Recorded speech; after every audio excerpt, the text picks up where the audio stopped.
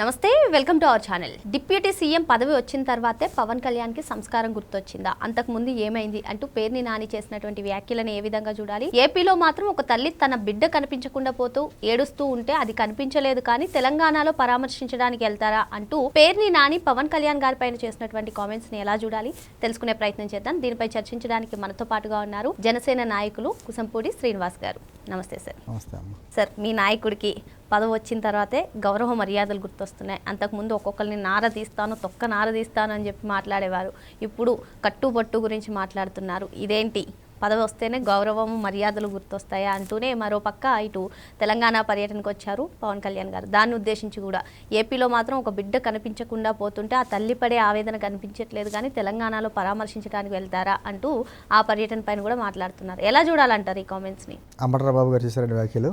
పేర్ని నాని గారు ఇంకా సంస్కారం పేర్ని నాని గారి దగ్గర నుంచి అంబటి రాంబాబు గారి దగ్గర నుంచి నేర్చుకునేంత స్థితికి మేము ఎవరో దిగజారలా. ఎందుకంటే గత 5 సంవత్సరాల్లో అంటే వైఎస్ఆర్ కాంగ్రెస్ పార్టీ అధికారంలో ఉన్నటువంటి 2019-24 మధ్యన ఆ నేతలు మాట్లాడినటువంటి వ్యాఖ్యలు అసెంబ్లీ సాక్షిగా చంద్రబాబు గారిని కుటుంబీకుల భార్యని ఏ విధంగా మాట్లాడారో మనం చూసాం. పవన్ కళ్యాణ్ గారి భార్యల గురించి జగన్మోహన్ రెడ్డి గారు ఏం మాట్లాడారో చూసాం. అదే విధంగా బయట కూడా సభల్లో, విద్యార్థుల సభల్లో కావచ్చు, మహిళల సభల్లో కావచ్చు, పెడన జోగి రమేష్ లాంటి వాళ్ళు మాట్లాడిన భాషలు కావచ్చు, వాళ్ళు మాట్లాడిన మాటలకి ముసిముసిలు నవ్వుకున్నటువంటి జగన్మోహన్ రెడ్డి గారు కావచ్చు, ఈ రోజున పదవి కోల్పోయిన తర్వాత వీళ్ళకేమో సంస్కారం, విధానం, భాషల గురించి మాట్లాడుతున్నారంటే వాళ్ళ హయాంలో దిగజారినటువంటి భాష మన రాజకీయ చరిత్రలో ఎప్పుడూ జరగల.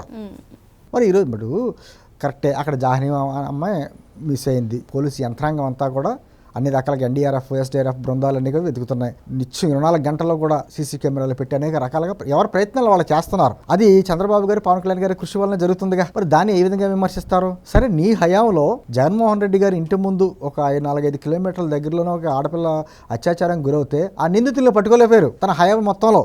మరి దాని గురించి ఎందుకు మాట్లాడరు? ఈ రోజున ఏదో తెలంగాణలో ఒక బాలుడు పాపం అతను ప్రాణాంతకమైనటువంటి వ్యాధితో బాధపడుతున్నాడు. అతనికి ఏదో కోరిక పవన్ కళ్యాణ్ గారిని చూడాలని. మరి ఆ కోరిక నెరవేర్చడానికి పవన్ కళ్యాణ్ గారు వెళ్ళడం, ఆయనతో ఆ బిడ్డతో కాసేపు కాలక్షేపం చేయడం, అతనికి ఏం కావాలన్న సదుపాయాలన్నీ ఏర్పాటు చేయడం, దాన్ని కూడా తప్పుపడుతున్నారంటే నేనంత సంస్కారహీనుడు మరొకరు లేనండి అని నేను చెప్పచ్చు. ఎందుకంటే వీళ్ళు నిత్యం అక్రమాలో, ఇప్పుడు వాళ్ళ నాయకుడు ఉన్నాడమ్మా, వాళ్ళ నాయకుడు శవయాత్రలకు తప్ప శంకుస్థాపనలకు పనిచేయడు, అంతే కదా. గత 5 సంవత్సరాలు ఏదైనా పెద్ద ప్రాజెక్ట్ ఏమైనా శంకుస్థాపన చేసిన దాఖలాలు ఏమైనా ఉంటే చూపించమనండి. అయితే ఇక్కడ ఇంకో అంశం సార్, వైసీపీ నుంచి ఆ పాప ఆచూకీ కనిపెట్టడం గురించి వాళ్ళ నుంచి ఏదైనా సహాయం ప్రకటించారు? అసలు చాలా పెద్ద మాట్లాడిగారు, పెద్ద కోరిక కోరిగారు. మీ కోరికలు కళ్ళ నెరవేరవయ్యి. ఎందుకంటే కరోనా టైంలోనే అన్ని మాటలు చెప్పారు. వాళ్ళ హయాంలోనే కరోనా వచ్చింది కదా. కరోనా వచ్చినప్పుడు కనీసం ఆ గెలిచినటువంటి ఎమ్మెల్యేలు 151 మంది ఎమ్మెల్యేలు ఎవరు బయటకు వచ్చారు, ఎవరు సాయం చేశారు? స్వచ్ఛంద సంస్థలు, జనసేన పార్టీ, తెలుగుదేశం పార్టీ కార్యకర్తలు వాళ్ళందరూ కూడా వాళ్ళు కూడా బయటకు వచ్చి ప్రాణాలు తెగించి మరీ సాయం చేశారు. ఆ రోజున వైఎస్ఆర్ కాంగ్రెస్ పార్టీ సంబంధించిన ఎవరైనా మాట్లాడారా, బయటకు వచ్చారు, కనీసం రూపాయి సాయం చేశారా? జగన్మోహన్ రెడ్డి ఆ 2019-24 భారతదేశంలోనే అత్యంత ధనిక ముఖ్యమంత్రి. ఏదైనా సొంత డబ్బులు ₹1 ఏమైనా సాయం చేశాడా? పోనీ వాళ్ళ పార్టీ నాయకులు సాయం చేశారా? సాయం చేశారు. పవన్ కళ్యాణ్ గారు సాయం చేశారు. ఆ రోజున గవర్నమెంట్లో ఎవరున్నదో చూసుకోలేదు. ఆంధ్ర గవర్నమెంట్కి 50 లక్షలు, తెలంగాణ గవర్నమెంట్కి 50 లక్షలు, కేంద్ర ప్రభుత్వానికి ₹1 కోటి ఇచ్చాడైనా. ప్రభుత్వాలు చూసుకోలేదు, రాజకీయాలు చూసుకోలేదు. మరి ఈ రోజున ఎలా మాట్లాడతారు మీరు? మీ హయాంలో ఏదైనా ఒక సాయం చేసాము ఒక విధంగా అంటే అనుకోవచ్చు. ఈ రోజున అంటే ఎక్కడ విమర్శించాలి, లేకపోతే ఎక్కడ సైలెంట్గా ఉండాలి, ఎక్కడ సాయం చేయాలనేది వైఎస్ఆర్ కాంగ్రెస్ పార్టీ వాళ్ళకి పూర్తిగా తెలియదు. ఎందుకంటే ఉదాహరణ దీనికి కాకపోయినా చెప్తున్నా, వాళ్ళ హయాంలోనే వైజాగ్లోని ఇండస్ట్రీ సమ్మిట్ జరిగింది. జరిగిన వెంటనే మనం ఏమన్నామండి, అప్పట్లో ధర్నాలే జరుగుతున్నాయి పార్టీలు. ఆ 2-3 రోజులు ఏది జరుగుతుందో సమ్మిట్, ఆ సమ్మిట్ 3 రోజులు మనం ఏం చేయొద్దు. ఎందుకంటే మన రాష్ట్రానికి పెట్టుబడులకు వస్తాక ఇతర రాష్ట్రాల నుంచి, ఇతర దేశాల నుంచి వ్యక్తులు వస్తున్నారు కాబట్టి మనం ఈ టైంలో రాష్ట్రంలో అశాంతి వాతావరణం నెలకొల్పడం కరెక్ట్ కాదనే ఉద్దేశంతో మేము సైలెంట్గా ఉన్నాం. అటువంటిది ఎక్కడైనా వైఎస్ఆర్ కాంగ్రెస్ పార్టీ నాయకుల నుంచి ఏ రోజైనా వచ్చిందా? ఈ రోజుకి ఎక్కడన్నా పారిశ్రామికవేత్త వస్తుంటే వాళ్ళని ఏ విధంగా పారద్రోలాలి అనేటువంటి ఆలోచనలు. అంటే ఇప్పుడు కట్టుబట్టు గురించి మాట్లాడుతున్నారు కదా, ఆ హోమ్ మినిస్టర్ ఆమె ఒక ఆడవాళ్ళకి సంబంధించిన కట్టుబట్లు లేకపోతే వాటి గురించి కట్టుబట్టు గురించి అమర్నాథ్ ఎక్కడ మాట్లాడలేదని పేర్ని నాని గారు అంటే అదే ఏంటి అంటారు చూడ, ఎవరికెవరికో సాయం అన్నట్టుగా మళ్ళీ అమర్నాథ్కి మళ్ళీ ఇతను కావాలని మళ్ళీ కూటమి 10 నుంచి 15 కేసులు పెట్టాలనే ఆలోచనలో ఉందని కూడా ఆయన అంటున్నారు. అంటే అదే అంటానమ్మా, వాళ్ళకి ఏం మాట్లాడుతున్నారో, మనం మాట్లాడే భాష కరెక్టో కాదో, మామూలుగా సభ్యత సంస్కారాలు ఉన్నాయో లేవో, దేశంలో ప్రజలు ఏమనుకుంటున్నారో అది ఏం ఆలోచనలు ఉండే వాళ్ళకి, వాళ్ళు మాట్లాడేసిందే వాళ్ళకి కరెక్ట్. అయితే ఇప్పుడు అనిత గారి అంశాన్ని తీసుకొచ్చి జనసేన అధినేత పవన్ కళ్యాణ్ గారికి పెట్టడం, మరి ఇటీవల చూసాం తెలంగాణలో కూడా జనసేన పోటీ చేస్తుందని క్లారిటీ ఇచ్చారు. మరి వరంగల్లో నిరంజన్ని కలిశారు. మరి ఏంటి అంటే ఇక్కడే కాదు తెలంగాణలో పోటీ చేస్తారని అంటే మీరు ఆ రెండు మిక్సప్ చేయదు. నిరంజన్ అన్నది అతను ఏదో పవన్ కళ్యాణ్ గారి అభిమాని, ప్రాణాంతకమైన వ్యాధితో బాధపడుతున్నాడు, అతను చూడాలనుకున్నాడు, అతను చూశాడు. అది ఇక్కడ కదమ్మా, ఎక్కడైనా పవన్ కళ్యాణ్ గారిని చూడాలనుకున్నప్పుడు పవన్ కళ్యాణ్ వెళ్తాడు. అందుకే ఈ అంశంతో ముడిపెట్టి తెలంగాణలో ఎక్కడ జనసేన బలపడుతుందనే ఇటువంటి కామెంట్స్ చేస్తున్నారా? అంటే తన రాష్ట్రాన్ని గురించి పట్టించుకోలేదు, పక్క రాష్ట్రానికి వెళ్తున్నారనే కామెంట్స్. అలా కాదు, పట్టించుకోవడం అంటే ఏంటి? ఈ రోజున ఆ జాహ్నవి విషయంలో మన రాష్ట్ర ప్రభుత్వం అంతా స్పందించింది కదా, ఇన్ని ఏర్పాట్లు చేయాలి, అన్ని ఏర్పాట్లు చేస్తుంది కదా. అసలు ఏ అంశాన్ని రాజకీయంగా ముడిపెట్టాలో లేచేయాలో అంటే వాళ్ళకు భయం అమ్మా. మొత్తం ఓవరాల్గా చూస్తాంటే ఏదో రకంగా కులాల మధ్యన చిచ్చు పెట్టో, లేకపోతే ఈ పార్టీల మధ్యన చిచ్చు పెట్టో, ఏదో రకంగా కూటమిని చేయాలన్నది వాళ్ళ ప్రధాన లక్ష్యం. దాని గురించి ఎంతకైనా దిగజారుతున్నారు వాళ్ళు. మనం డైలీ అనుకుంటాం ఎంతకంటే దిగజారని, కానీ మన మాట తప్పు అని నిరూపిస్తూ ఉంటారు వాళ్ళు ఎంతకైనా దిగజారుతారు. వాళ్ళు మరి వెనకేసుకు వస్తున్నాడంటే ఈ రోజున నేను అంటుంది ఒకటే, అమర్నాథ్ గారు చేసినటువంటి వ్యాఖ్యలు అయితే ఉన్నాయో అనిత గారి విషయంలో, వాళ్ళ ఇంట్లో ఆడవారినైనా అడగమనండి, మాట్లాడింది కరెక్ట్ అని చెప్పేసి ఇంట్లో ఆడవాళ్ళతో ఒప్పించండి. ఇప్పుడు మనం కూడా మాట్లాడొచ్చు అమర్నాథ్ గారి భార్య గురించి, కుటుంబీకుల గురించి. తప్పు కదా. ఎప్పుడు సంస్కారం ఎంతవరకు ఉండాలి అంటే, విమర్శలు చేయట్లేదా అంటే విమర్శలు ఉంటాయి, ఖచ్చితంగా విమర్శలు ఉంటాయి. ఆ విమర్శ ఎంతవరకు ఉండాలంటే సద్విమర్శ వరకు ఉండాలి. శృతి మించిపోయి వెళ్ళిపోతున్నారు అనుకోండి, మరి దాని తగ్గట్టుగా వస్తాయి. ఇక్కడ ఏమైంది, ఆమె ఏమైనా అందా? పోనీ అమర్నాథ్ గారు కానీ అమర్ గారి కుటుంబీకులు కానీ ఏమన్నా అందా? ఆవిడ గురించి మనం మాటలు మాట్లాడడం అంటే ఎంతవరకు అంటే నాకు అనిపిస్తుందమ్మా, ఖచ్చితంగా అంటే వీళ్ళు ఏం చేయట్లేదు, ఇది మంచి ప్రభుత్వం అని నిరూపించుకుంటాం తప్ప ఇది మెతక ప్రభుత్వం అనేటువంటి భావనలో ఉన్నారో ఏమో, కానీ ఇష్టారీతినటువంటి మాటలు మాట్లాడడం. ఈ మధ్యన కాసు మహేష్ రెడ్డి కూడా ఆయన మాట్లాడాడు, చూసాం కదా ఆయన వ్యాఖ్యలు. మేము వచ్చిన తర్వాత దౌర్జన్యాలు చేస్తాను స్పష్టంగా చెప్తున్నారు వాళ్ళు. అంటే వాళ్ళ నాయకుడికి అదే ఇష్టం.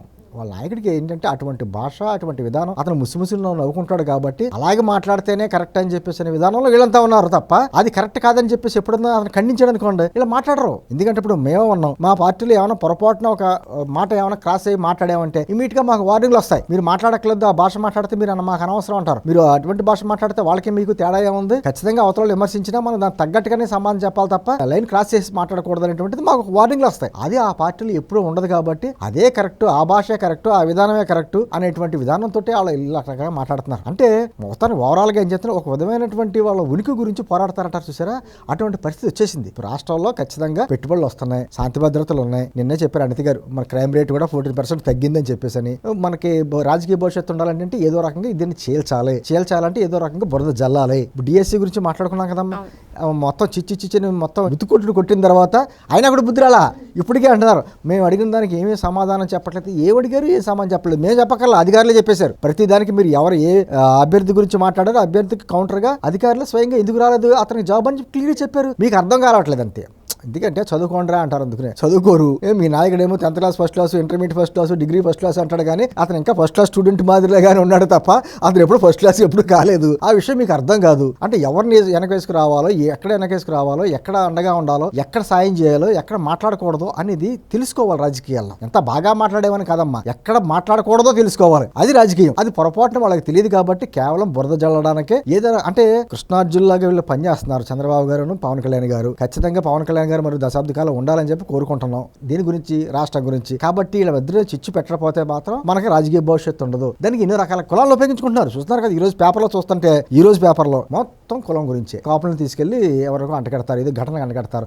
ఎవరైనా ఇద్దరు వ్యక్తుల మధ్యన ఘటన జరిగితే అక్కడ స్థానికంగా ఉన్నటువంటి వాళ్ళిద్దరి మధ్య ఏం జరిగింది అనేది పక్కన పెట్టేశారు. వాళ్ళిద్దరు ఏ కులం, ఆ కులం కాబట్టి కులం బయట తీసుకురావాలి అంటే అన్ని విషయాల్లో తీసుకురావాలి కదా. కొన్ని విషయాలను ఎందుకు తీసుకొస్తారంటే సమాధానం ఉండదు. కేవలం నేను ఇందాక చెప్పినట్టుగా వాళ్ళ ఉనికి గురించి పోరాడుతున్నారు. ఆ పోరాటంలో మనకి రాజకీయ భవిష్యత్తు ఉంటుందో ఉండదో అనేది ఒక డైలమా ఏర్పడింది. అంటే కొంతమంది పార్టీ నచ్చకపోతే వేరే పార్టీలు జాయిన్ అవుతారమ్మా. కానీ వైఎస్ఆర్ కాంగ్రెస్ పార్టీలో కొంతమంది సోకాల్డ్ నాయకులు వాళ్ళని ఏ పార్టీకి రానివ్వదు, ఏ పార్టీలో జాయిన్ అవ్వరు. నేను చెప్తాను, రోజా గారు కావచ్చు, అంబటి రాంబాబు, పేరు నాని, గుడివాడ అమర్నాథ్, ఇలా కొంతమంది వ్యక్తులు ఉన్నారు, కొడాల నాని, వీళ్ళని ఏ పార్టీలు జాయిన్ చేసుకోరు. ఇంకా వాళ్ళకి ఇష్టం ఉన్నా లేకపోయినా వాళ్ళ నాయకుడు ఎంత పనికిమాలినోడని తెలిసినా కూడా అదే పార్టీలో కొనసాగాలి. కాబట్టి వాళ్ళకి అదే. జగన్మోహన్ రెడ్డి గారు ఏం చేస్తారంటే వాళ్ళ భుజాల మీద తుపాకీ పెట్టి కలుస్తూ ఉంటాడు. ఇప్పుడు కాపు సామాజిక వర్గానికి ఇష్యూ వచ్చిందనుకో, కాపు నాయకులు అందరూ భుజాల మీద తుపాకీ పెట్టి వాళ్ళతోటే మాట్లాడిస్తాడు, వాళ్ళతోటే కేసులు పెట్టిస్తాడు. ఏదో రకంగా కాపుల మధ్య చిచ్చు పెట్టాలంట. ఈ రోజు పేపర్లో చూశాను, దానికి కూడా ఒక బాధ్యతలు చెప్పారంట. ఏదో రకంగా పవన్ కళ్యాణ్ గారికి కాపుల్ని దూరం చేయాలి. దానికి బాధ్యత ఎవరికి చెప్పారండి? ఆ కాకినాడ మాజీ ఎమ్మెల్యే కన్నబాబు గారికి చెప్పారంట. ఆ కన్నబాబు గారు ఎవరండి? గతంలో ఏం చెప్పాడు అసెంబ్లీలో? జైలుకి బెయిల్కి మధ్యన ఊగిసలాడి పార్టీ ఏదైనా ఉందంటే వైఎస్ఆర్ కాంగ్రెస్ పార్టీ అన్నాడు ఆయన.